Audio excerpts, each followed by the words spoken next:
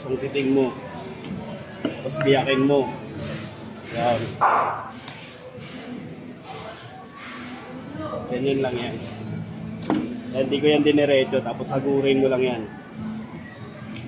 Yan. Tanggal ng bituka. Baliin mo dito. Saka mo hagurin. Yan. Tanggal na malaking tinik.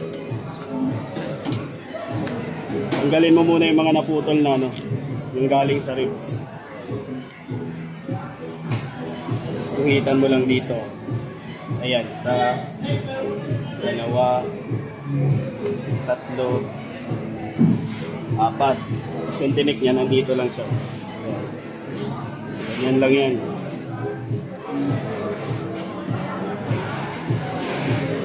Ganyan lang. Tapos dito, pag bago ka pa lang, ganito ka mag-ikot. Yan. Tandaan lang yan. Tapos ganun lang ang ikot mo pag bago ka lang. Yan. Tuloy-tuloy lang yan hanggang puntot. Ganyan.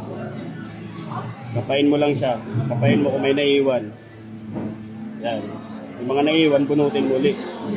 Sa dulo, sagad mo siya.